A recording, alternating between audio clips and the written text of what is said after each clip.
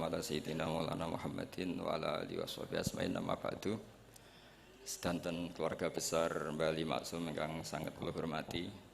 Wabil khusus pernah Mbah kawula Kiai Haji Atabik Ali, Mbah Nafisa, Mbah Hanifah, Mbah Ida sedanten. Karena saya ini min dzurriyyati Mbah Umar bin Arabi.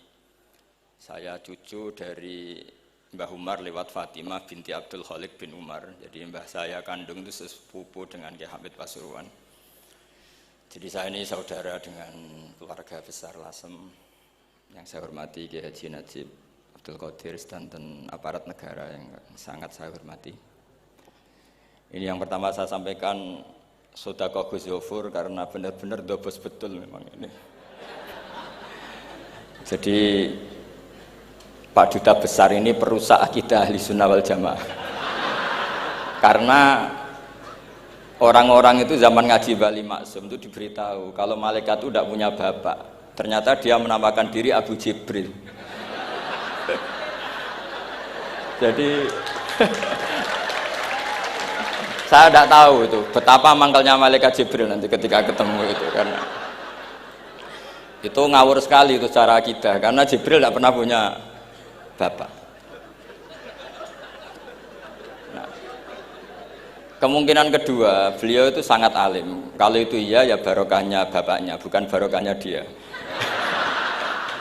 Karena Jibril dalam bahasa Ibrani itu Abdullah. Jadi Jibril, Israfil, Israel itu makna lainnya dari kata Abdullah. Jadi Abu Jibril bisa diganti Abu Abdillah. Berarti yang normal. Memang bapak dari seorang anak yang berjuluk Abdullah itu normal.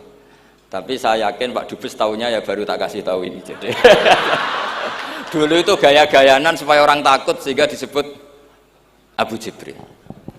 Tapi itu barokah sekali dalam konteks Indonesia, karena biasanya yang pakai alias-alias itu teroris. Ini duta besar tapi pakai alias-alias itu. Jadi ini barokah sekali. Jadi saya tidak akan panjang lebar karena ini tidak spesialisasi saya ngaji umum itu. Saya biasa ngaji itu urut. Karena saya ini korban ngaji tidak urut. Sehingga saya ini fanatik ngaji urut. Saya ingat, saya ngaji di depan umum tak ingat belum sampai 5. Mungkin pernah di hallnya Kiai Hamid Pasuruan, di Gus Ali, di Lirboyo sekali, terus di sini. Berarti ini keempat. Dan itu tidak keahlian saya. Jadi kalau tadi ada orang yang ahli mic kayak duta besar tadi itu luar biasa. Itu orang kok sampai ngawur seperti itu di depan para kiai. Saya tuh nggak kebayang itu di depan Gus Najib, di depan gurunya Pak Atabik, muji Pak Atabik dari segi karena menguasai ilmu keindahan wanita itu kan tidak sopan sekali. ini sangat tidak sopan. Ya tapi nggak apa-apa, itu bagus lah. Artinya bagus itu jujur, memang dari asli nggak sopan itu. Jadi kalau pura-pura sopan malah nggak bagus itu. Jadi ya kita ambil positifnya itu. Jadi kalau beliau tidak sopan itu orang yang jujur gitu. Tapi kalau beliau sopan malah aneh. Biasanya tidak sopan kok sopan itu. Teruskan, dan tentu yang sangat saya hormati mertua dari Gus Zofur, Pak Jirjis. Saya ini orang paling takut Pak Jirjis karena beliau dulu pernah ingin Gus Zofur di sini sebagai pengajar tafsir, tapi diambil lagi oleh abahnya. Sehingga saya ini orang paling nggak siap ketemu Pak Jirjis. Karena proyeksi beliau itu akhirnya ya berhasil, tapi di negara lain, finahyatin ukhra, yaitu sarang. Karena beliau inginnya sistem pengajaran tafsir besar di sini, tapi akhirnya Mbah Mun menghendaki di sarang. Saya cerita sedikit tentang Mbah Ali Maksum dan Mbah Mun, dan karena beliau juga teman Mbah kandung saya di Termas. Mbah saya kandung Mbah Sidik dulu ngajinya juga di Termas. Ki Hamid sepupu Mbah saya putri juga di Termas. Kata Mbah Mun tuh gini, wong nak dia anak, jagone kok dibak wong repot. Dulu yang ma'ruf murid sekaligus juga putra yang alim alamah memang Mbah Ali. Ketika di Kerapyak, sehingga orang yang ingin alim ke Mbah Maksum itu ya ke Kerapyak. Akhirnya Gus Mus, beberapa kiai besar masuk Gus Dur ngajinya di Kerapyak. Kiai Makhrus juga gitu. Dulu orang ingin alim tuh ke Gedungan, karena Kiai Makhrus ke Lirboyo, semua orang Cirebon kalau ingin alim ke Lirboyo karena Gus Makhrus di Lirboyo. Saya menangi Kiai Alim Sedan, itu dulu ngajinya di Jampes, di Kiai Marzuki. Ketika Kiai Marzuki jadi di Lirboyo, akhirnya ke Lirboyo. Kiai Hamid Pasuruan juga gitu, Pondok Fakhriyah dulu yang masyhur bil wilayah wal alim ya Kiai Hamid, tapi beliau di Pasuruan akhirnya yang ingin istifadah ke Pasuruan. Jadi intinya ini dengan tanda kutip pembajakan para gus-gus besar ini bahaya kan kira-kira gitu. Sehingga kiai-kiai alim itu terus kepikiran, nah anakku itu manggon nunggu piye gitu. Jadi termasuk itu ilmunya bapak saya sebetulnya. Saya ini kecelok mantu Sidogiri. Kontrak pertama kata bapak, tapi ora oleh teng Sidogiri nggih kersane pondok kula mboten mati. Jadi memang itu ada ilmunya. Saya tidak tahu itu ilmu yang lazim apa enggak, saya tidak tahu. Ketika saya ini tahadus bin nikmah, saya ini lama sekali mengkaji kitabnya Mbah Ali Maksum Hujatul Ahlussunnah wal Jamaah sebelum diundang, dan saya tidak pernah bayangkan diundang di sini. Dan kalaupun pernah ya semoga benar-benar pernah, tidak diulang lagi, jadi hanya kenangan itu. Karena saya memang spesialisasinya di ngajar, saya diminta Gus Afif ngajar di Mahat Ali, saya senang sekali. Tapi kalau pidato depan umum gini pasti kalah-kalah yang sudah punya gelar ad-dobosi tadi itu, wah gitu. Pasti kalah saya, bukan mungkin kalah tapi pasti kalah. Karena saya nggak bisa membayangkan jadi duta besar Arab Saudi ketemu Raja Salman apa, beliau bisa cerita yang syair yang nggak jelas-jelas itu. Artinya kita bangsa Indonesia itu malu punya duta besar yang keahliannya syair-syair yang nggak jelas itu. Nah itu kemungkinannya duta Arab ini nuruti, kerajaan Arab nuruti, musuh nggak jelas is turuti mari repot gitu. Itu ada beberapa kemungkinan itu. Nah terus pembelaan saya terhadap yang enggak, makanya ini ngajinya harus khatam. Sebetulnya hadis itu ada terusannya, itu di kitab Firihabillahil Haram. Itu Sayyid Muhammad ngendikan babu istihbabi dukhulil bait, kemudian diteruskan babu karohati dukhulil bait. Itu dalam satu bab. Jadi ketika Rasulullah Fathu Makkah itu senang sekali, sampai saking senangnya minta kunci sama Utsman bin Talha al-Hajabi itu. Akhirnya Nabi saking cerianya masuk Ka'bah. Tapi setelah keluar dari Ka'bah, Nabi itu kelihatan tersiksa, hazinan, kelihatan tersiksa. Sayyidah Aisyah akhirnya tanya, kenapa engkau ketika masuk senang sekali, ketika keluar susah sekali? Kata Rasulullah SAW, dan ini partai kita, partai yang insya Allah nggak akan masuk Ka'bah sampai mati. Kata Rasulullah, saya takut kalau itu dipandang umatku sebagai keharusan, terus mereka tersiksa kalau tidak bisa masuk Ka'bah. Sehingga Pak Dubes harus diketahui, banyak juga ulama yang mengatakan masuk Ka'bah itu makruh. Karena takut dianggap sunnah yang memberatkan. Itu ada kitabnya. Tidak adobosi, ini ada kitabnya. Jadi kalau yang mengatakan sunnat, dia monggo mawon yang berkesempatan lewat tadi siir-siir bohong tadi. Dia monggo. Tapi yang meyakini atau yang ditakdir tidak bisa masuk, pakai kaul yang mengatakan bahwa Rasulullah akhirnya hazinan, akhirnya susah karena takut kalau umatnya menjadi tersiksa karena tidak bisa masuk Ka'bah. Terus ini yang terakhir, karena ini kenangan saya dengan Mbah Ali Maksum. Saya menangi beliau itu kelas 4 SD ketika beliau ngisi di Mbah Hamid Bedowi. Mbah Hamid adalah satu-satunya santri yang sama Mbah Ali Maksum itu tidak boso. Sama Mbah Ali Maksum itu tidak boso. Jadi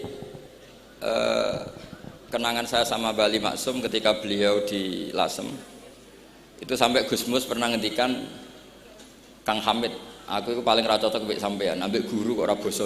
Karena sama Mbah Ali Maksum itu tidak boso. Terus kata Mbah Hamid Bedowi, lha wong iku ponakanku katanya. Jadi memang Kiai Hamid Bedowi itu di silsilah nasab Lasem itu paling sepuh. Karena Hamid itu langsung bin Bedowi. Nah, Mbak Bedowi itu punya Mbak Yu kandung namanya Maimunah. Itu yang dapat Mbak Umar. Umar melahirkan Abdullah, melahirkan Mbak Hamid Pasuruan. Di antara adik-adiknya Mbak Abdullah ada yang namanya Kiai Haji Abdul Khalik, itu buyut saya. Jadi tiba paling guri saya. Yang saya kenang dari Mbah Ali Maksum itu dari murid-muridnya, dan saya menyaksikan sendiri itu seneng guyon. Karena itu menurut saya filosofi yang luar biasa. Orang sampai ingin maksiat itu saya pakai sampai ketemu Allah Subhanahu wa taala. Orang itu nganti cari kesenangan dengan maksiat karena tidak nyaman dengan taat. Sehingga kiai-kiai alim termasuk Mbah Ali Maksum, Mbah Mun, bapak saya semuanya itu seneng guyon. supaya orang itu nyaman dengan kiai, nyaman dengan taat, sehingga nggak perlu seneng dengan yang maksiat. Tapi sekarang banyak orang membawa Islam itu dengan keras. Saya masih ingat wasiatnya bapak, hak kena ngaji guyon ae, wong wis bingung mikir utang katanya gitu ya. Gitu. Dan Wali Maksum itu masyhur seneng guyon. Bapak saya itu pernah ngajak saya mau ke pondok, santri-santri pas guyon itu kembali, gak sida jong santri lagi guyon. Kayak nopo pak? Guyon itu barang mewah. Santri itu kadang telat wesel radhi duwe, iso guyon itu luar biasa. Makanya jangan diganggu gitu. Meskipun resikonya keterusan guyon double kayak tadi. Jadi itu sanad itu, jadi itu sanad yang luar biasa. Jadi sebetulnya guyon tadi ada filosofi yang luar biasa supaya orang itu farah bitaat atau farah bima ahallahu, sehingga ada ayat qul bi fadlillah wa bi rahmati fa bidzalika falyafrahu, sehingga orang itu tidak perlu seneng lewat maksiat, hura-hura lewat maksiat. Kita cium tangannya Mbah Maksum sudah seneng, cium tangannya Mbah Ali seneng. Itu santri kalau ketemu Mbah Hamid nyium tangan itu lebih seneng ketimbang nyium tangan artis, karena kalau nyium tangan artis astagfirullah kan mesti kita tersiksa ya. Tapi kalau nyium tangannya Mbah Hamid itu dikenang sepanjang masa. Ini yang harus kita gerakkan fi zamanil akhir. Jadi orang harus terbiasa senang bitaat. Saya itu kalau sudah belajar tafsir misalnya, karena itu sesuatu yang saya tekuni. Saya belajar tafsir tidak lazim ya, tidak pakai kitab tafsir terus, tidak, seringnya pakai fikih. Ya karena saya punya guru Mbah Maimun adalah putra Ki Zubair Al-Faqih. Saya punya guru, bapak saya sendiri punya guru-guru wali. Jadi saya ini punya jalur ulama, punya jalur wali. Sehingga kemungkinannya saya itu kalau nggak ulama ya wali, atau gaduh-gaduh nggak jelas itu karena saking banyaknya. Dalam ilmu yang diajarkan Mbah Mun, diajarkan tentu beliau punya sanad ke Said Alawi sampai Rasulullah, atau lewat Mbah Karim, Mbah Hashim juga sampai Rasulullah. Yang jelas nggak lewat duta besar karena ini mengkotek itu. Itu bahaya kalau sanad lewat apa? Duta besar.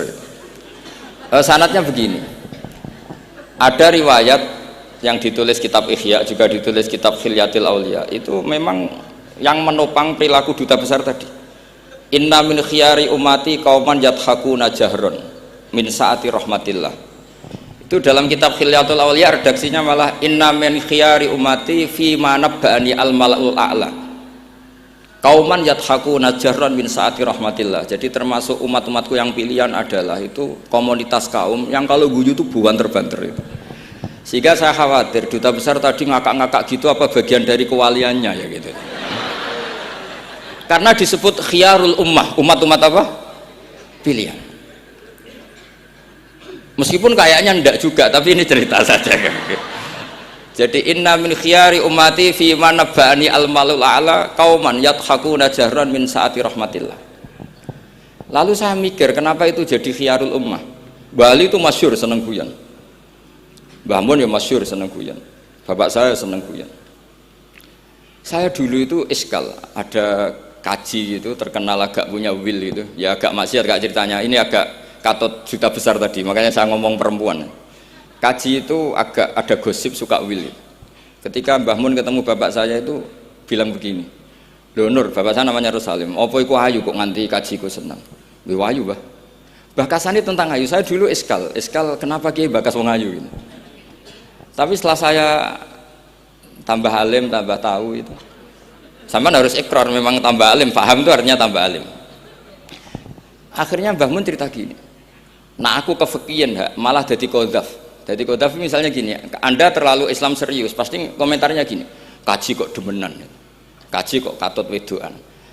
Serius tapi akhirnya menabrak satu aturan yang dilarang Allah SWT. Itu kalau kamu menuduh zina jadi kodaf, kalau kamu bilang kaji kok katut wedok jadi suudzon.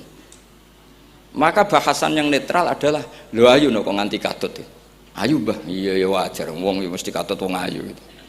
Itu filosofi. Jadi di balik guyon itu ada trik untuk menghindari ke fikih atau ke ketentuan fikih yang salah. Yaitu kalau kamu kejebak ekstrim, kaji kok seneng wong ayu, kaji kok demenan, maka berarti Anda qadzaf. Qadzaf itu menuduh orang lain yang enggak jelas apa buktinya. Maka guyon ini satu-satunya cara menghindari kesalahan yang lebih fatal. Sehingga di sini dibutuhkan kemampuan seni mengelola agama supaya agama ini tetap ceria. Saya berkali-kali cerita kalau ngaji, Imam Syafi'i itu kalau ditanya, diberitahu orang yang nyium tangan jenengan, yang di depan jenengan itu hormat, itu di luar ngerasani jenengan, bully jenengan.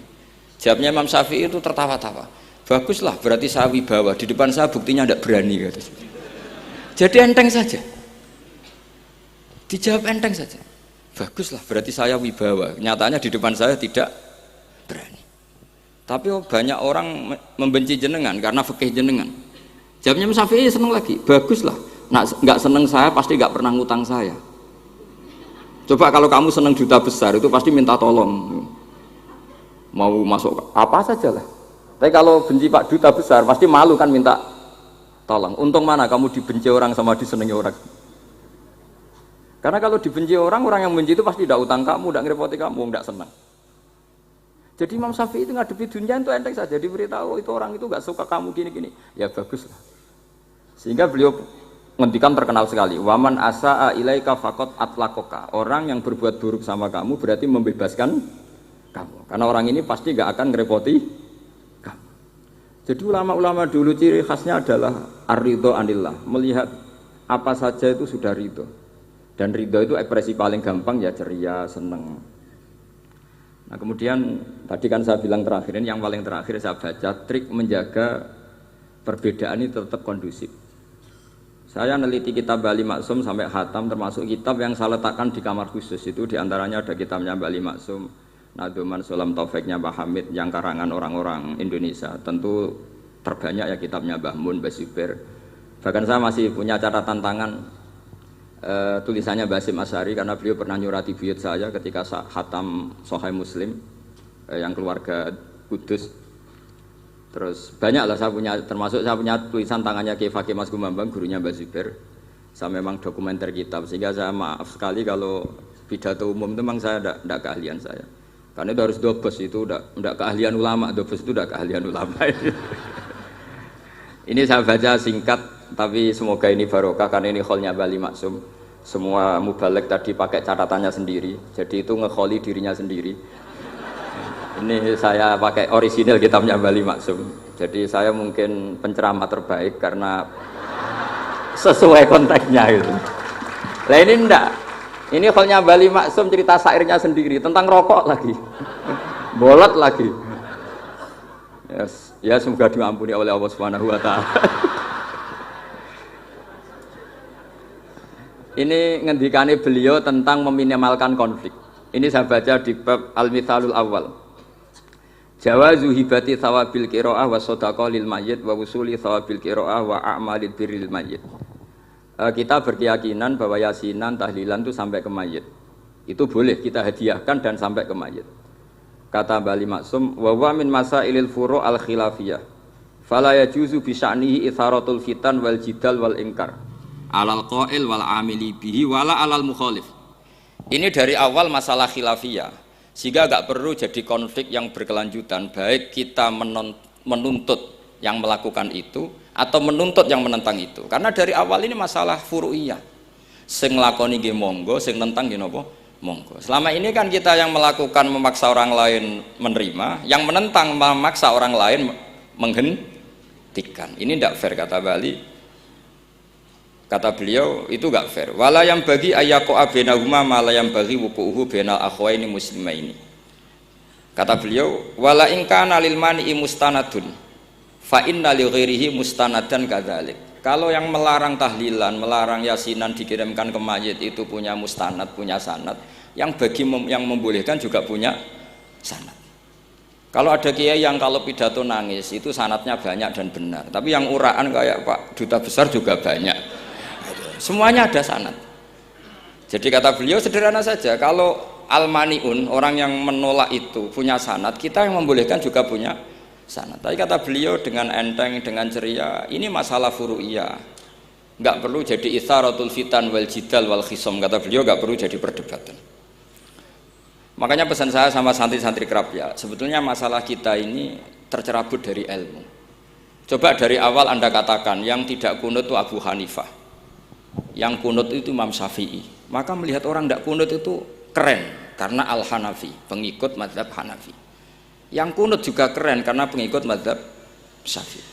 Tapi kita ndak, di zaman akhir kunut dan ndak kunut ini jadi politik identitas. Sehingga yang nggak kunut itu Muhammadiyah misalnya, yang kunut itu NU.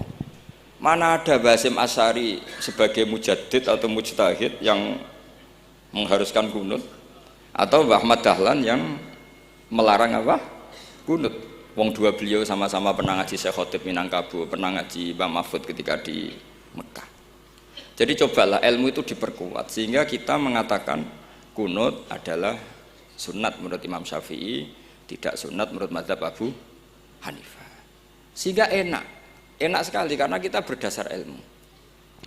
Menyangkut sawabul qiraah atau sawabu amalil khairi, apakah sampai ke mayat apa enggak? Ini kata beliau, kata Mbah Ali Maksum, beliau justru menukil Ibnu Taimiyah yang notabene sering dipakai dalil para orang-orang sana. Saya tidak tahu itu orang sana itu, Pak Duta itu yang tahu itu. Itu kalau ini mirip kitab Said Muhammad. Jadi Said Muhammad itu kalau istidlal sering pakai Ibnu Taimiyah karena itu yang dipakai mereka. Tapi ternyata Ibnu Taimiyah, qala Ibnu Taimiyah innal mayyit yantafi'u bi qiraatil Qur'an kama yantafi'u bil ibadah al maliyah minas shadaqah wa nahwiha. Terus faqala Ibnu Qayyim fi kitabir ruh afdalu ma yuhda ilal mayyit as-shadaqah wal istighfar wa du'a lahu wal hajju anhu. Artinya gini, kita sekarang ini tidak pernah kayak Bali Maksum pakai dalil jawazu ihda lil mayyit itu berdasar Ibnu Taimiyah dan Ibnu Qayyim. Kita seakan-akan Ibnu Taimiyah itu orang yang pasti melarang itu. Sehingga kita itu terus mengatakan sing nyunatno tahlilan ku sapa? Mbah Hasim atau Mbah Fakih atau siapalah. Meskipun riwayat ini mukhtalifah dari Mbah Hasim. Pertanyaannya adalah terus kesannya yang membolehkan itu hanya kiai lokal itu, kiai nasional itu. Padahal zaman Bali sudah mengajarkan kita yang membolehkan ihda'u a'malil khairi ilal mayyit, yang membolehkan hadiah Yasin, Fatihah, tahlil ke mayyit itu adalah orang sekaliber Ibnu Taimiyah dan Ibnul Qayyim. Sehingga dengan kita pakai ilmiah yang diterapkan Bali Maksum, kita ini merasa orang keren, orang global, orang yang keren dah. Karena guru-guru kita Bali Maksum, Mbah Hamid biasa mentahlili, Mbah Munawir semua mentahlili guru-gurunya. Di level ulama global ada Ibnu Taimiyah dan Ibnul Qayyim.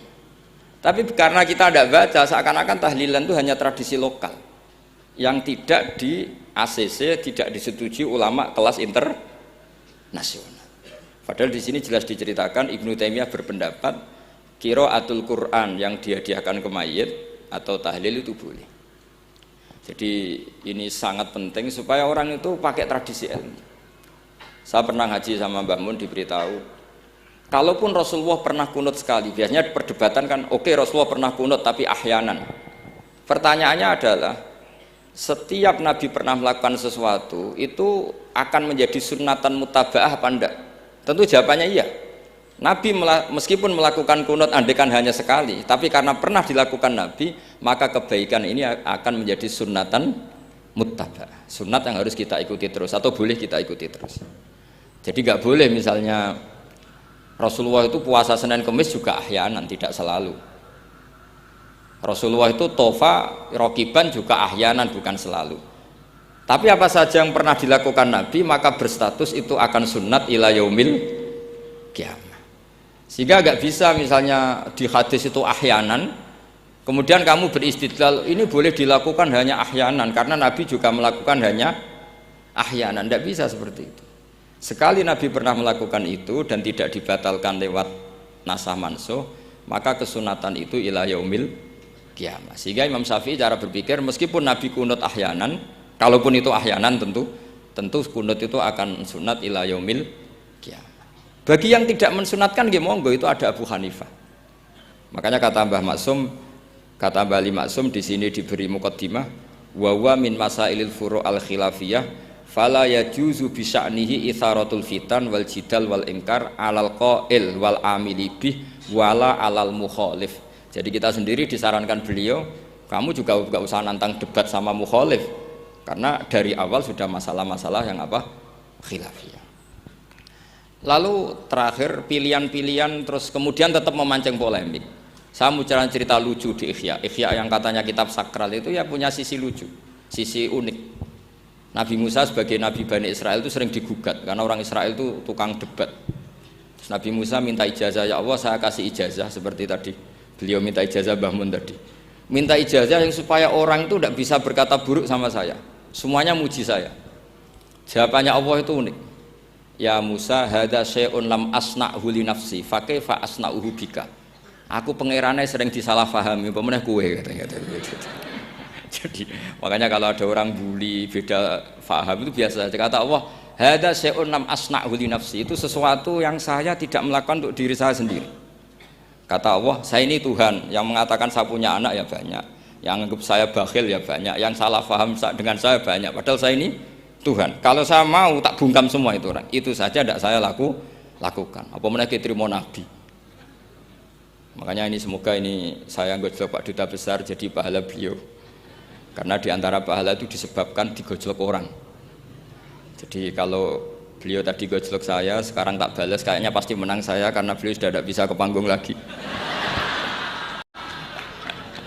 Yang jelas saya kagum, ya saya puji betul Gus Zofur ketika dari awal memberi gelar Ad-Dobosi tadi ternyata betul.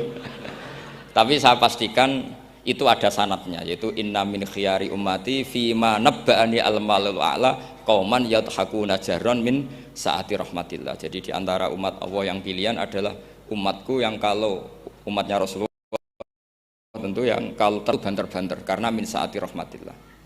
Saya bayangkan kalau saya di rumah Pak Dubes dikasih makan gratis, dikasih minum gratis, kemudian di rumah itu saya merengut saja, itu kan kurang syukur. Wis ora bayar kok merengut gitu. Sama kita pakai buminya Allah, pakai airnya Allah, pakai oksigennya Allah. Modal guyu ya ora gelemen merengut gitu. Itu kalau Allah tersinggung pasti Allah ngendikan falyatul probban siwa wal yakhruj min tahti ardi wasama. Silahkan mencari Tuhan selain saya kata Allah dan keluarlah dari langit saya, dari bumi saya. Daripada diusir pangeran wis ning donya ceria wae, guya-guyu wae, sementing aja dhewean nak pas guyu wis ngoten mawon. Wassalamualaikum.